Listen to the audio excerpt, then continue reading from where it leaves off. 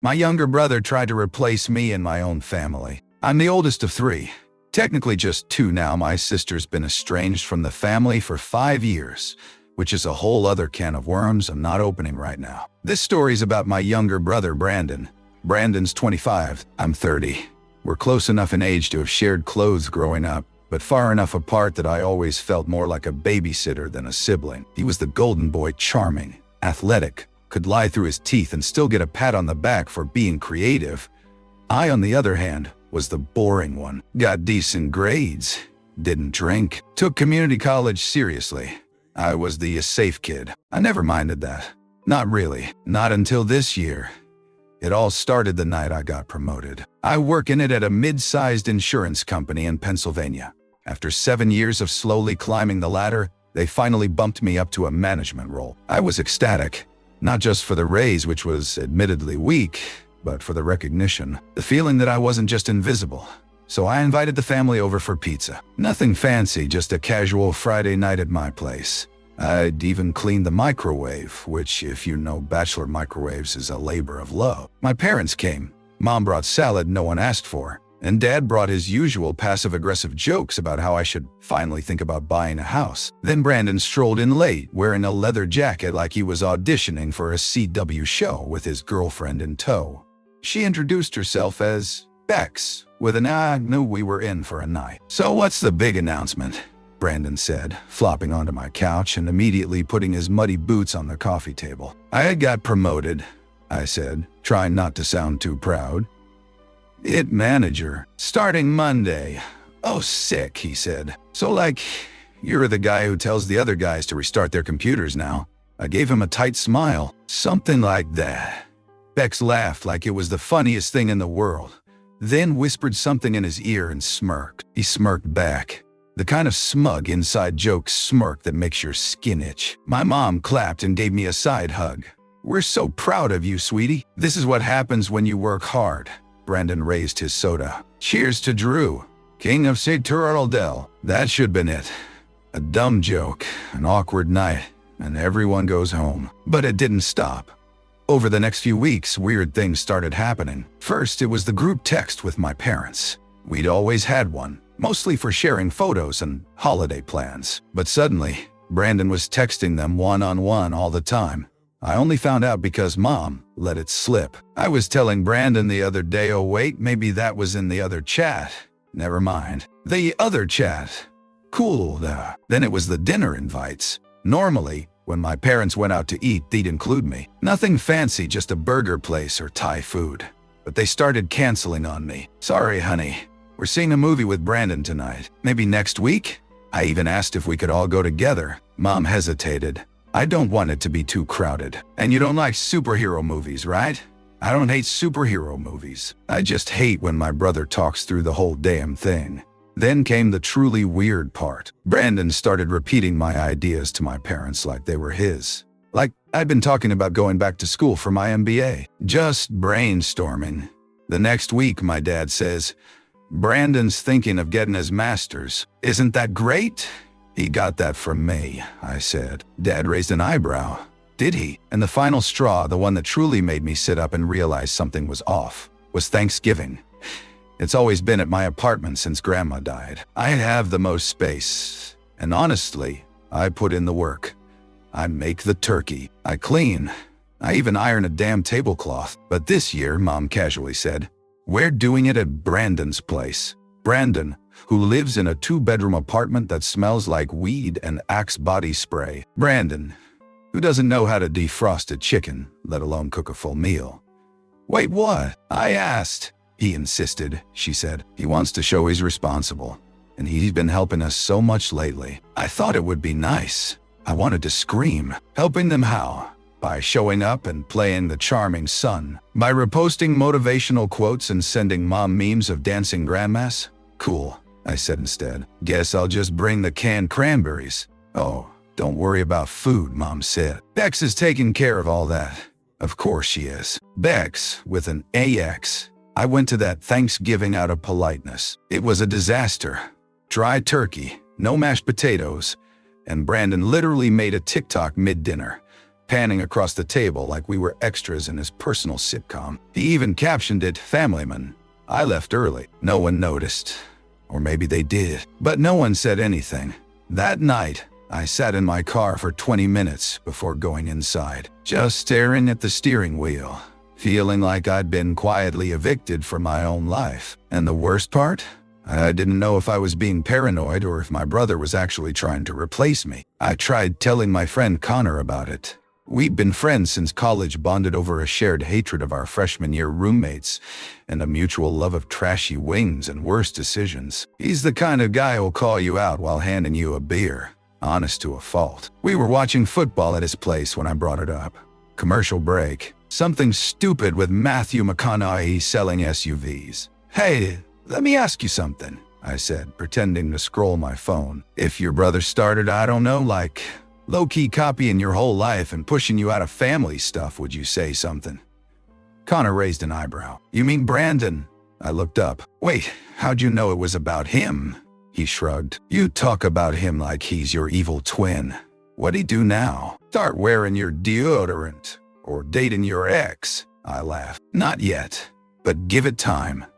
Then I told him everything. The group chat, the Thanksgiving coup, even the NBA idea.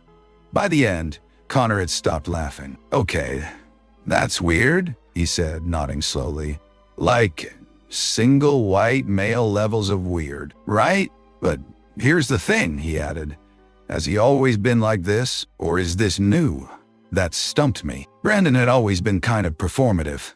In high school, he ran for class president just for the attention and quit a week later because it was boring. He joined the drama club, the swim team, and even tried to be a youth pastor for, like, a month. Always chasing something shiny. But he never tried to be me. Until recently. I chewed on that for a few days. Then I did something I regret now. I confronted my mom. I figured I'd go for coffee, play it casual. I met her at her favorite cafe, one of those overpriced places with chalkboard menus and weird lattes like lavender peppermint foam sadness. She got a dirty chai, I got black coffee and heartburn. "So, can I ask you something?" I said once we sat. "Of course, sweetie. Everything okay?" "Have you noticed Brandon acting a little different lately? Around the family, I mean." Her smile wavered. "Different how?" "Like trying really hard to be the center of everything. Copying stuff I say or do. You guys hanging out without me. Thanksgiving getting moved?" She tilted her head like I'd asked if she believed in ghosts. "Oh, honey, don't take that personally. Brandon just needs us more right now." I blinked. "Needs you?" "He's been going through some things." "Like what?" She hesitated. "I don't want to betray his confidence." "He's not in AA, is he?" "No." "Then what?" She sighed. "He told us he's been feeling lost, directionless. He said he's trying to get his life on track and wants to reconnect with the family. Make up for lost time." I stared at her. "By replacing me?" She laughed. "Drew, come on. No one's replacing you. You're our rock." "Really?" "Because it feels like he's the main character now." "That's not fair. We love you both. But you text him, you invite him, you believe him. When I say stuff, I'm complaining. When he says it, it's a revelation." My voice was rising. People were glancing over. I didn't care. Mom reached across the table, lowering her voice. "I think you're misinterpreting things. Brandon's not trying to hurt you. Maybe you're just feeling overshadowed." "Overshadowed? In my own life?" She blinked, startled. "Maybe you should talk to someone about this." "Yeah," I said, standing up. "Maybe I should." I left without finishing my coffee. 2 days later, Brandon posted a photo on Instagram. "And my dad and my mom at a Phillies game." Captioned, "Family nights are the best nights. I wasn't invited. I didn't even know they went." I commented, "Nice invite." He replied, "Didn't think you liked baseball anymore, bro, that was it." I didn't text back. I didn't call. I just sat on my couch for 3 hours with the TV off, trying not to throw something. That weekend, I drove to my parents' place unannounced. I had no plan, just a pressure in my chest that needed to go somewhere. I pulled into the driveway like I was storming a castle. Brandon's car was already there. Of course. I rang the doorbell. Mom answered, surprised. "Oh, hi, honey. Is Brandon here?" "Yes, but..." I walked in. He was in the living room, sprawled on the couch like he owned it, watching Shark Tank with Dad, barefoot, eating chips straight out of the bag. "Yo," he said. "Didn't know you were coming." "No kidding," I said. "Can we talk?" He looked at me. "Then am I Dad?" "Ah, sure." I led him outside to the porch. I didn't yell. I wish I had. Instead, I gave him the most awkward, cringy speech of my life. "Look, I don't know what your deal is, but whatever this little stunt is, it's messed up. You're not me. You can't just insert yourself into every part of my life and expect me to smile about it." He blinked. "What the hell are you talking about?" "You know what I'm talking about. The copying, the family crap, the manipulation." "Dude, chill. You sound insane." "No, you made me feel like a stranger in my own family, like I have to fight for attention, and now you're playing victim." He snorted. "Maybe they like me more now because I'm not a condescending dick." That hit harder than I want to admit. I stepped back. "Is that what this is? A competition?" He smiled. "Maybe you should look in the mirror, man. You're not the golden child anymore." Sucks, huh? I left before I did something I'd regret. But the worst part wasn't his smug face, or my mom's awkward silence when I left. It was realizing he wasn't trying to become me. He was trying to erase me. I didn't talk to Brandon after that. Didn't block him. Didn't message him. Just silence. Like we were two people who used to know each other, but now passed each other in public pretending we didn't. The problem was, ignoring Brandon didn't mean the problem went away. Because I wasn't just cut off from him. I was slowly being iced out of my own family. It became most obvious on my birthday, March 17th. Nothing crazy. Just a Wednesday that usually meant a text from Mom, a call from Dad, maybe dinner together if everyone was free. But this year, I got a text from my mom. "Happy birthday, sweetie. Hope you're doing something fun." That was it. No call, no invite. Just a message that might as well have been from a coworker who saw it on Facebook. And Brandon? He didn't text at all. The cherry on top?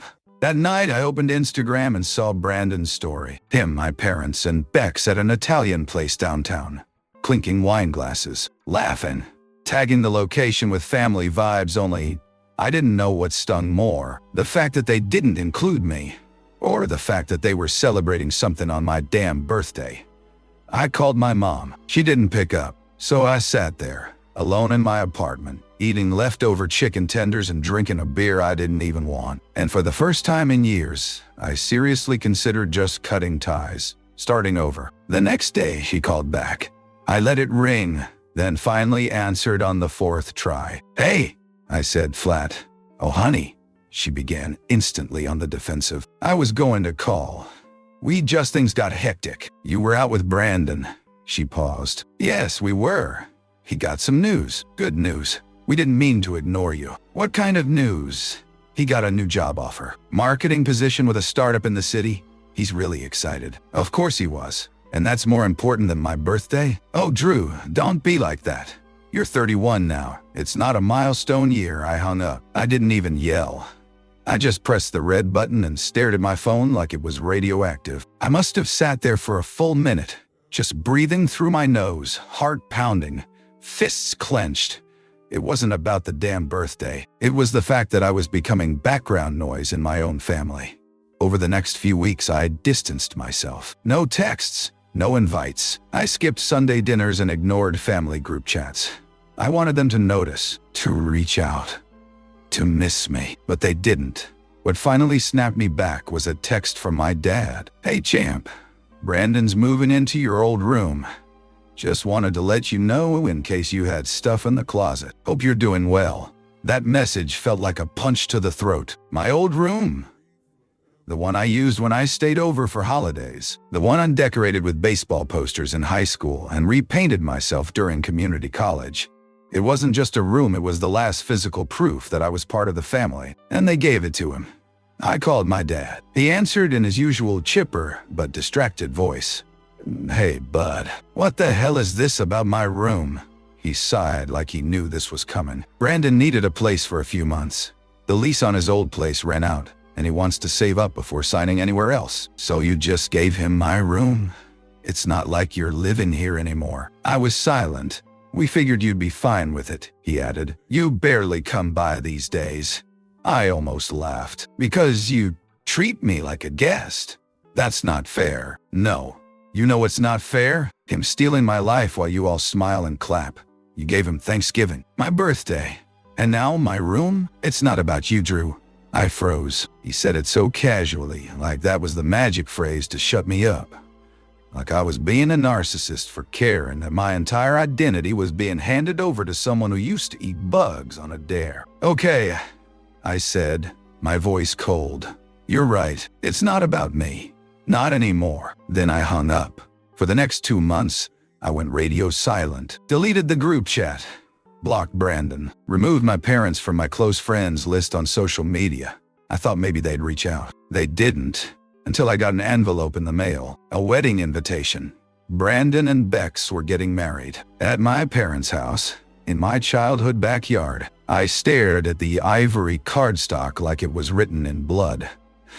The font was this awful faux cursive thing that looked like it belonged on a 2011 Pinterest board. And underneath the RSVP line it said, "Please RSVP by May 10th. We're keeping it intimate." I was done. Absolutely, cosmically done.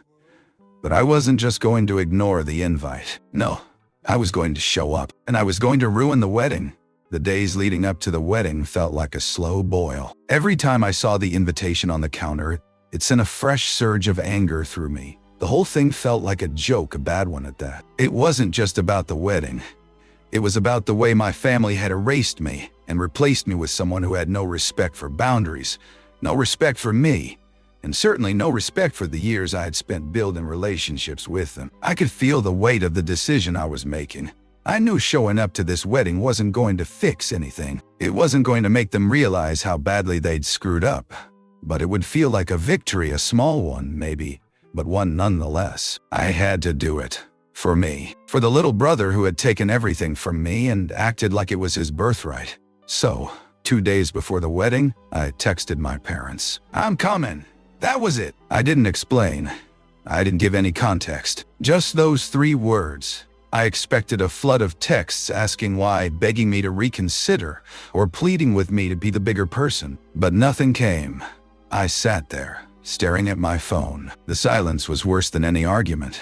The day of the wedding, I suited up. Not the kind of suit that says, "I'm here to blend in." No, I chose one that screamed, "I'm here to make a statement." It was sharp, black, fitted. I looked good, but not too flashy. The kind of suit you wear when you want people to notice you, but you don't care if they like it. I drove the hour to my parents' house, nerves running high. The sky was overcast, threatening rain, and the streets around their neighborhood were lined with white tents and folding chairs. There was no turning back. I parked a block away and walked up the driveway, my steps sounding louder with every inch I moved closer. The familiar house, my childhood home, looked the same, yet so different. It had always been warm, inviting. Now, it felt like a stage set. Like I wasn't supposed to be here. When I reached the backyard, I took a deep breath and entered. The music was playing some string quartet version of Perfect by Ed Sheeran, and people were milling around, laughing and sipping wine. Brandon was standing by the makeshift altar with Bex, looking like the picture-perfect couple. My mom and dad stood off to the side, chatting with a few of their friends. No one noticed me at first. I wasn't sure whether that was a relief or a punch in the gut. I walked through the crowd slowly, scanning for familiar faces.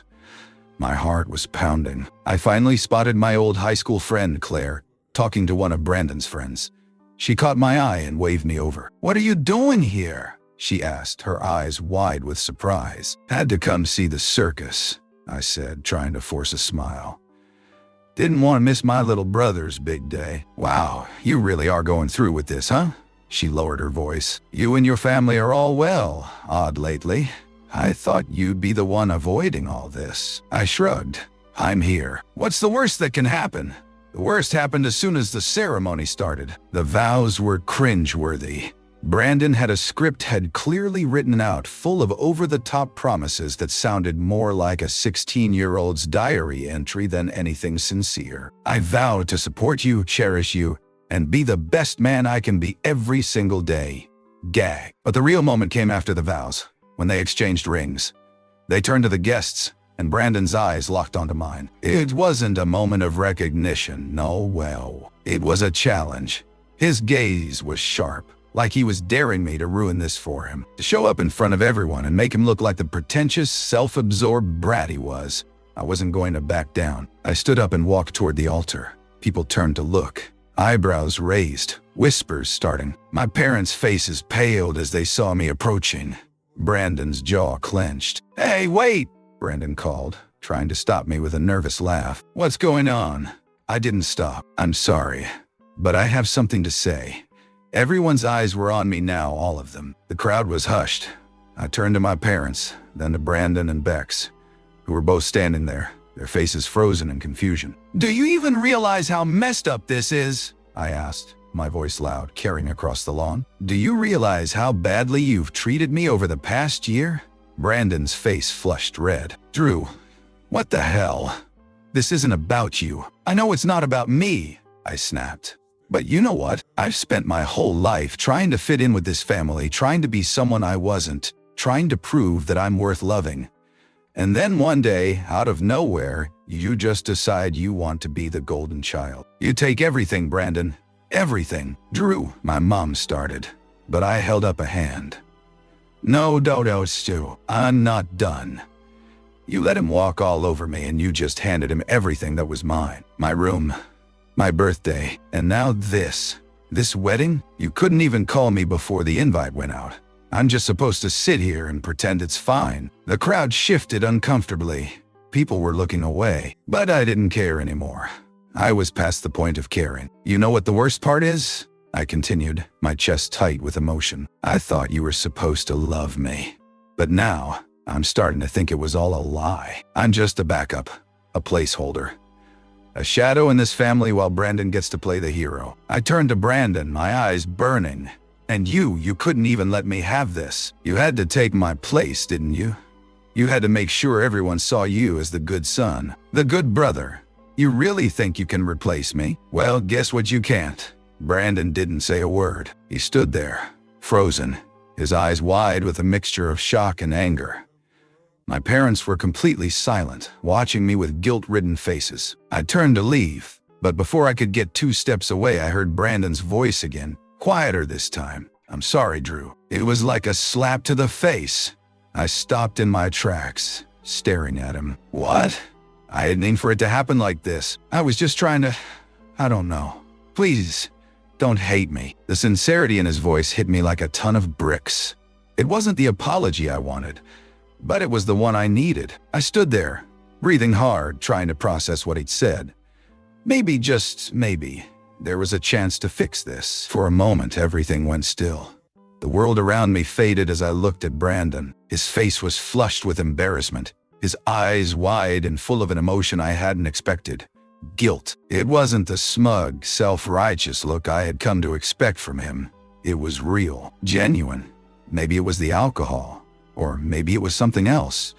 But something in his voice, in his apology, cracked the icy wall that had formed between us. "I didn't mean for things to go this way, Drew," he repeated, his voice shaky.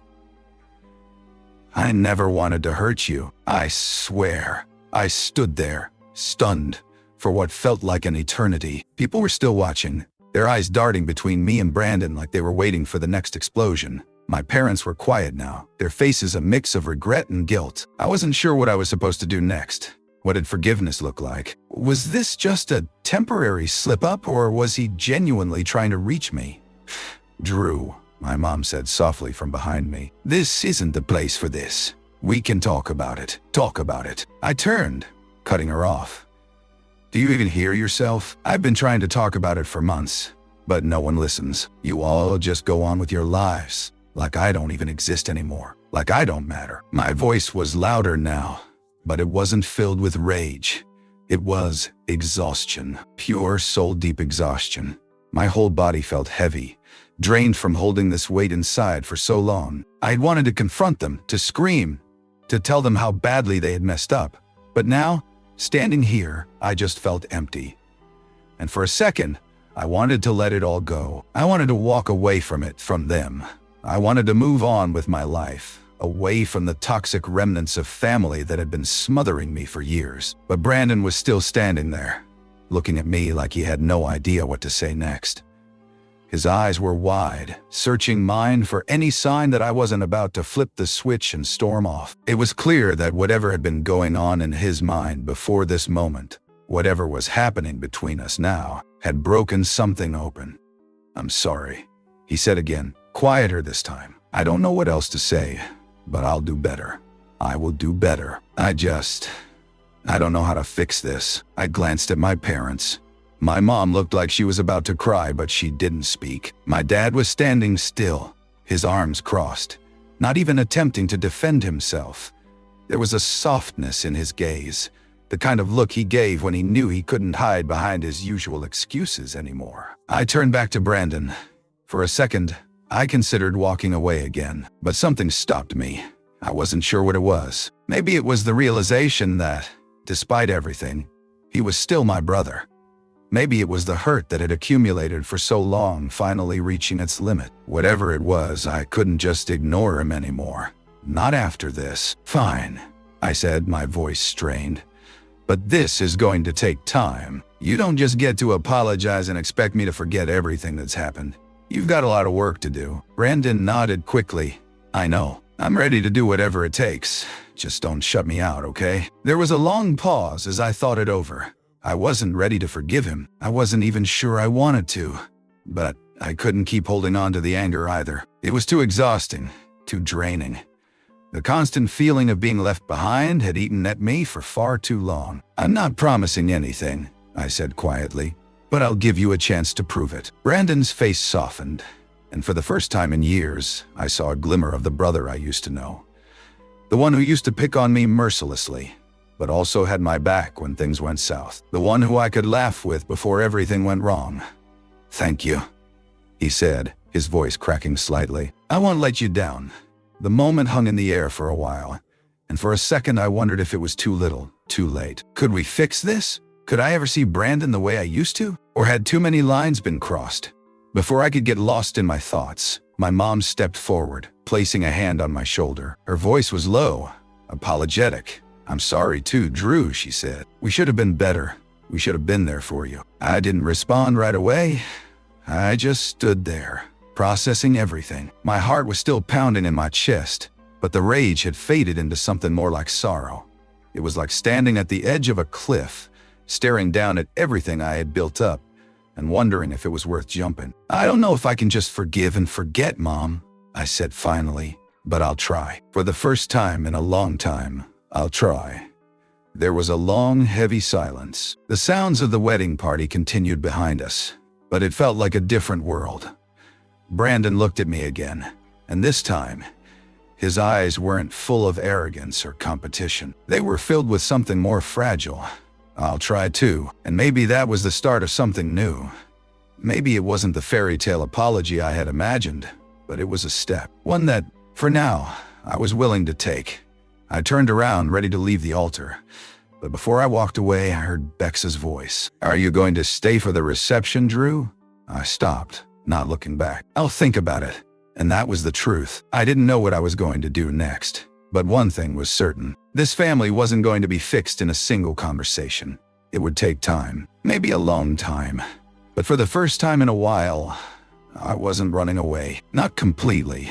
The reception was almost unbearable. Every single minute felt like a ticking clock, each second stretching out as I tried to figure out where I fit in, or if I even belonged there at all. I hadn't planned to stay, honestly. The idea of watching my little brother marry the woman he'd practically stolen from me, while my parents pretended everything was fine, was enough to make me want to turn around and leave. But something about the way Brandon had apologized, the way he'd sounded vulnerable and sincere, kept me rooted to the spot. Still, I had no illusions.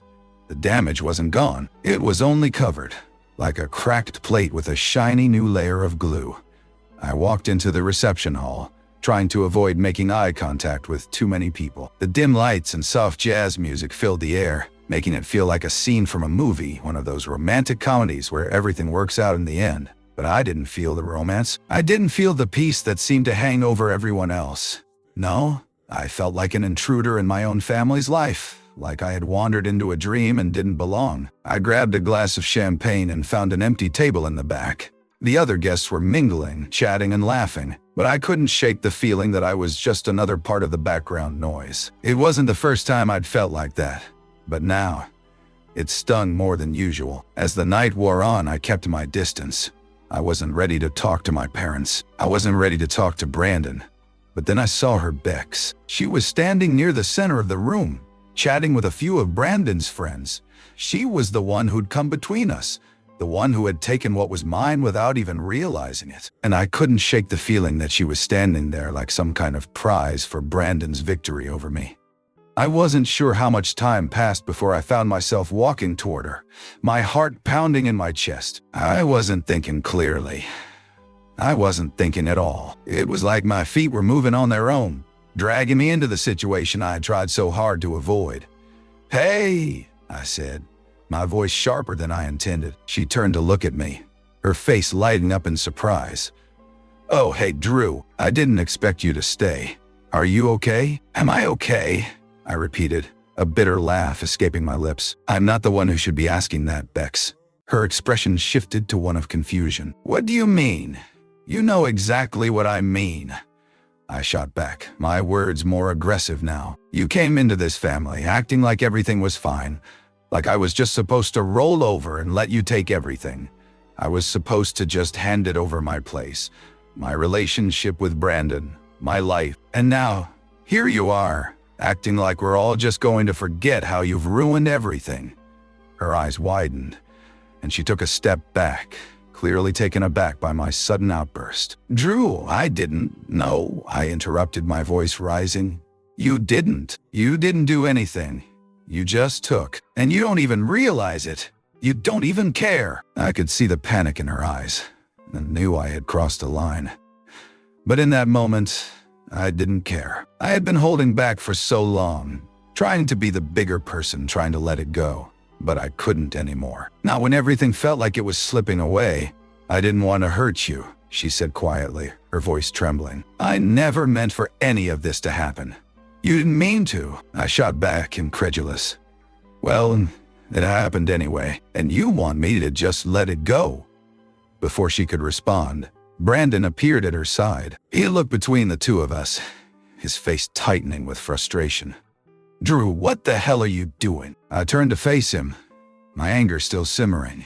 "What's wrong, Brandon? You don't want me to ruin your little show. Come on, this isn't the place," he said, his voice low and strained. "Let's just talk about this later." "No," I said, my voice growing louder. "No, I'm not going to just sit here and pretend everything is fine.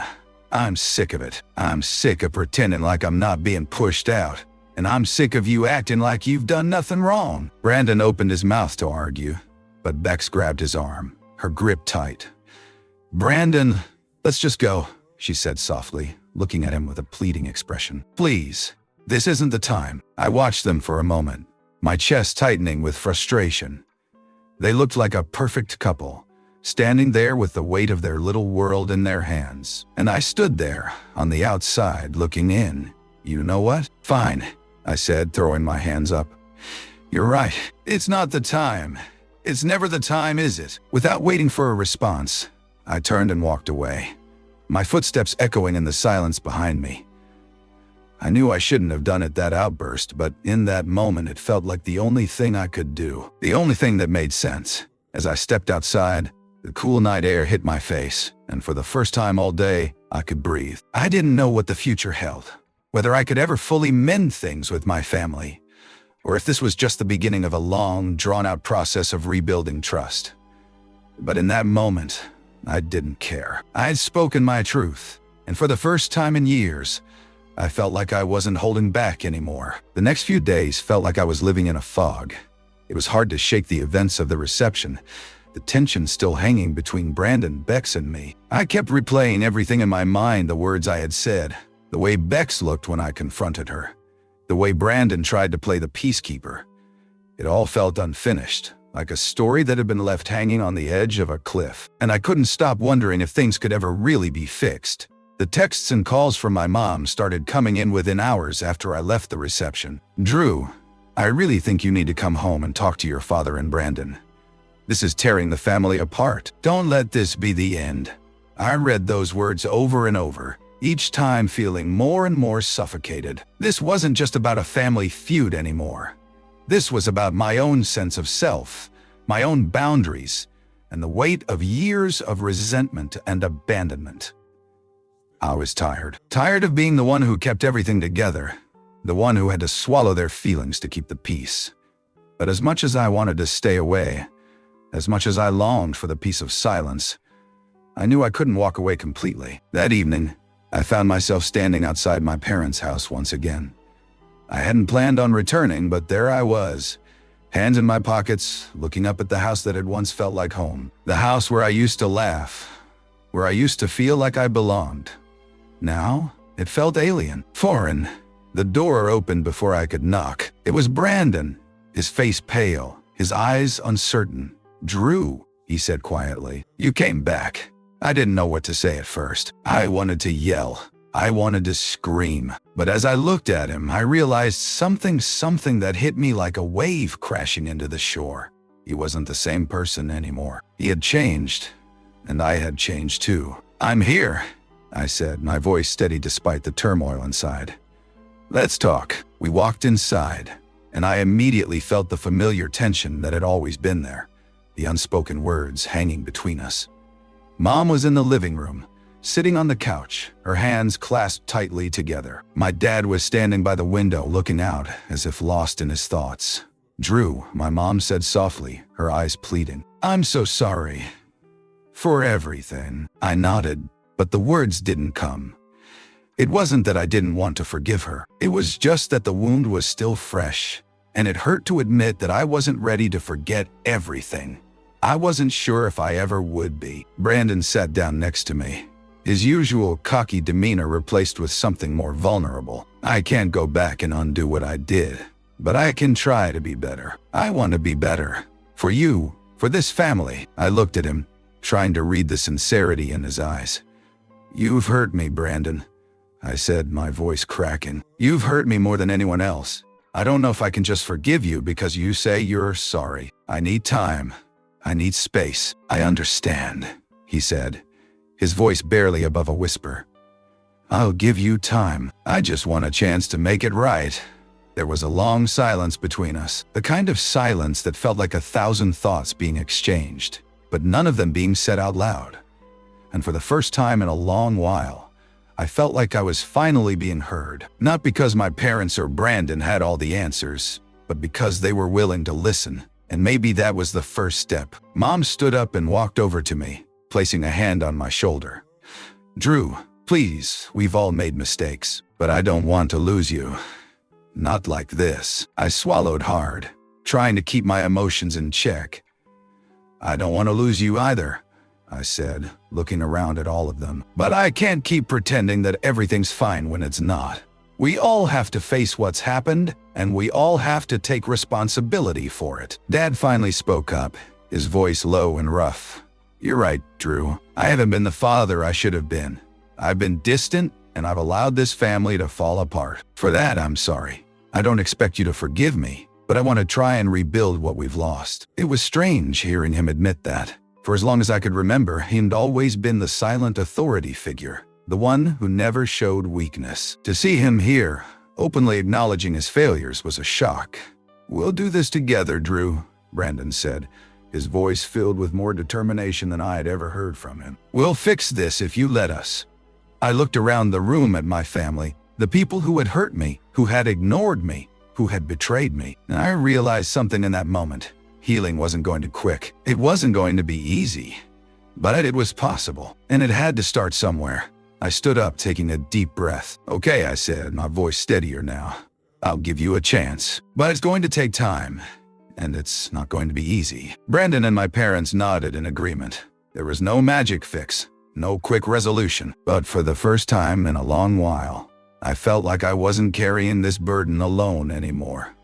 A few weeks passed, and life slowly began to settle back into some kind of routine. It wasn't perfect, far from it, but the air felt lighter, and the tension between us started to ease. My relationship with Brandon remained fragile, but we were making an effort. We talked more, worked through the awkwardness, and tried to rebuild the trust that had been broken. As for my parents, They had done what they could to repair the damage they had caused. There were moments of tension, moments where old wounds reopened. But there were also moments where we laughed together, where I realized we could still be a family even if it wasn't the perfect, picture-perfect version I had once imagined. In the end, I didn't have all the answers. I didn't have a neat, tidy conclusion to tie everything together, but that was okay. Life wasn't a storybook. People didn't always get everything they wanted, and sometimes healing took longer than we expected. But I knew one thing. I was no longer the silent observer in my own life. I was taking control, and for the first time in years, I felt like I had a chance at happiness again. Subscribe for more videos.